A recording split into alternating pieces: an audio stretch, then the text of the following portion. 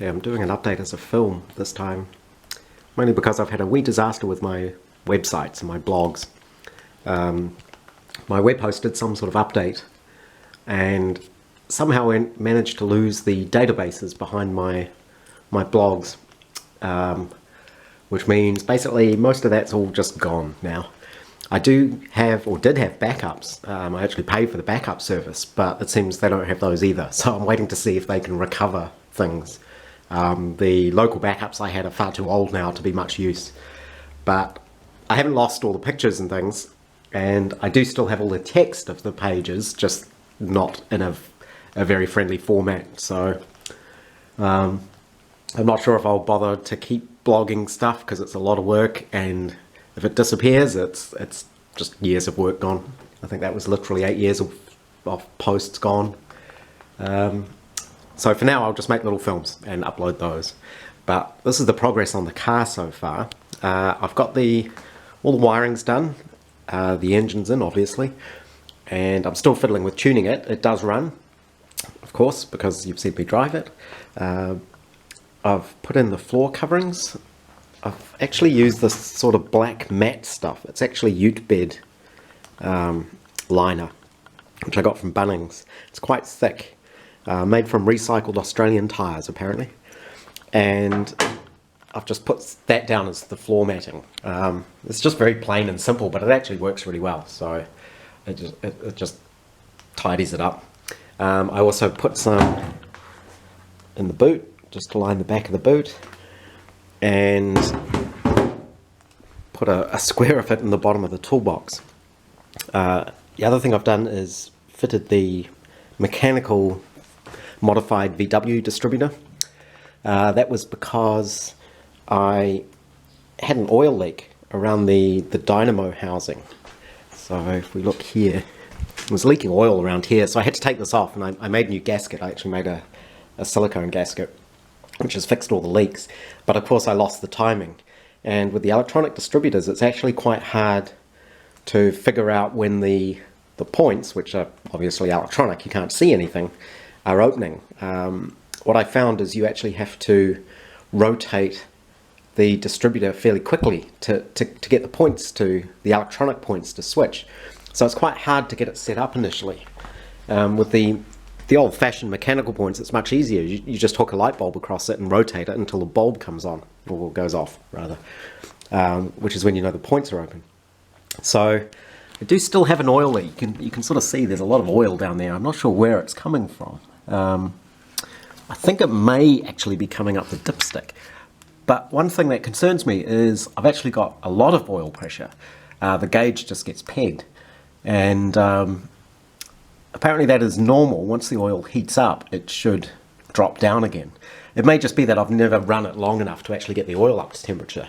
The water definitely gets warm, but the block doesn't seem to get warm, and the oil, which you can feel going through the you can feel the heat going through the pipes, never gets that warm. So that's something to look at. The wiring's all done, just wrapped in this sort of black fabric tape, which looks fine. I may still end up making a slightly bigger throttle pedal. That one's a little bit slow, it's rubbing a bit as well, you can hear it. So I might make a slightly bigger pedal, and I still need to get a throttle return spring for the shaft, which is here. There's a spring that goes in there. I need to think of something suitable. I did think possibly a rat trap might have a suitable spring, but I need to look into that. I'm going to make a new manifold and exhaust. I've already made a new muffler. I may play around with the shape of that a bit. The one thing I did buy recently is a tube bender, so I can bend these pipes myself, hopefully, without them crushing. You can see the bonnet's still off, and that's because I'm making a new bonnet, which is what I'm doing today. That's it here, because this is the original one, and it's a bit tricky to tell maybe from that angle, but let's see. I made these side panels the wrong shape. These should be rectangles. So if you look at the car, when I made the bonnet, I made the hinge line, I sort of followed a line up like that. which is wrong. So that panel, that side panel of the bonnet, needs to be a rectangle because it runs parallel to this line here. So I'm making another bonnet just because I can. I have started folding up the flange. This Dexian happens to be the right thickness for the hinge pieces. So the way this bonnet works is there's no individual bonnet, no individual hinge. It's all built into the panels.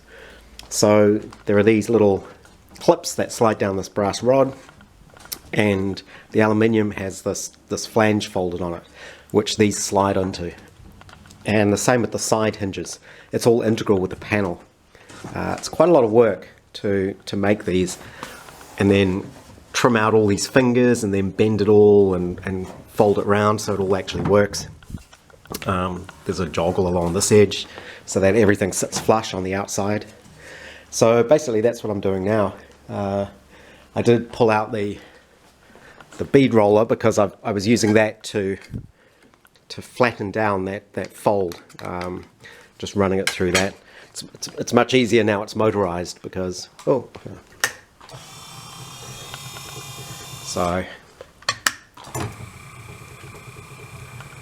this isn't the torquiest motor in the world, but if it starts pulling the chain off, you know you've probably got things too tight, so it's kind of self-limiting in a way. The garage is a mess at the moment. I need to clean it up. This is my new lathe that I've been playing with. It's a Emcomat 7, 7L actually, because it's got the longer bed on it. It all cleaned up really well. I'm quite pleased with it. So I had to strip it all down. I had to repaint a few bits. I had to clean all the rust off it. One thing it's missing is the set of change gears that go in here, which you use for threading. So I actually 3D printed a set, which will work fine. You can see some of the gears in the gear train are plastic already, so these 3D printed PLA ones will work fine. And I have actually tried these on here and they do work. But I still can't cut all the threads because I need another one of these little shafts that it runs on. So I'll have to try and make something there. It's a little bit tricky because if we can look at one of these, you can see it's actually I think it's, can't remember the diameter, 14 millimeters I think, and there's a key in there, so I need a keyed shaft. So I'll have to figure out a way I can do that. I may be able to rig up something here on the tool holder and put a milling cutter into the lathe and just use the cross slide to mill the slot. That may work. So yeah, I was very pleased with that lathe. It means I need to do something with my old mini lathe. I'll probably try and sell that because I'd like to keep it, but I just don't have room. As you can see, it's not much space. So I'm going to continue on with my bonnet and see how I go. So I've gone through and made the two top panels of the bonnet. You can sort of see how this hinge works. I did have a little bit of a problem, which was when I folded up one of the flanges, it had shifted just fractionally. And so this ended up being a little bit too wide. And I ended up having to file the edge. You can see on this one where I've filed it just to get these to slide on. But this should now fit in place and I can start making the curves in them. This is where I got to on the bonnet today. The top panels are sort of on and bent more or less to the right shape. Obviously there's still a bit of tweaking and a bit of trimming to be done. I'm still not really entirely sure what I'm doing, but I know what I did wrong on the last ones, which are over there, so I'm just not doing that this time. I was a lot more careful doing the bending to keep the curves more even and do it progressively. So I've sort of been bending around suitably round things. My argon cylinder from my TIG welder and that piece of PVC pipe there. and that's worked pretty well. It's sort of sitting up at the moment. You have to remember that when the bonnet's actually done, it all gets pulled down, so the fit there is not too bad. One thing I did forget, of course, is when you're bending on an angle like this, your sides, which started off straight, end up not being straight. They're sort of, they do that.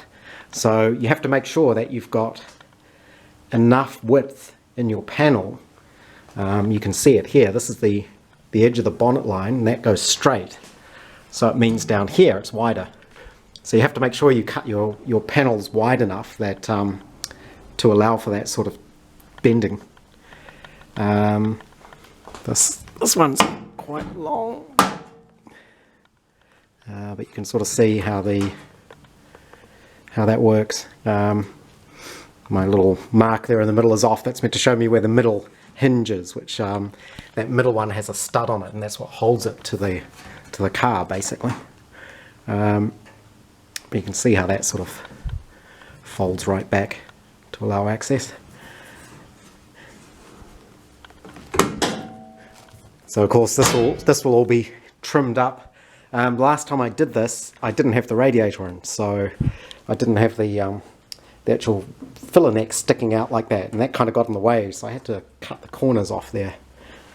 But that's a good start. So next I need to try and get the shape right, and then trim them, and then figure out the width across the bottom, where I want this line to go, and how tall I want that panel to be. It may be, you don't want it too small, but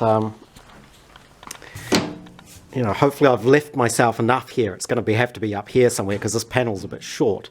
I would have liked a little bit more there, but I think that'll be okay. So the line will be sort of there somewhere, I think. We'll see. I can always make another panel if I really need to. But yeah, I think that's kind of getting there.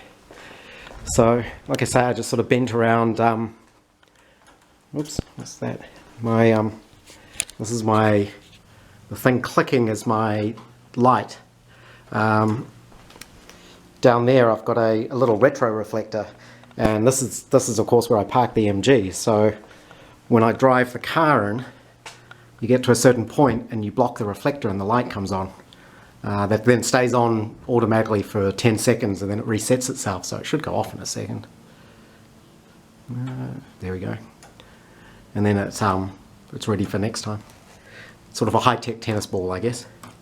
So I'm going to leave that today and probably do more tomorrow.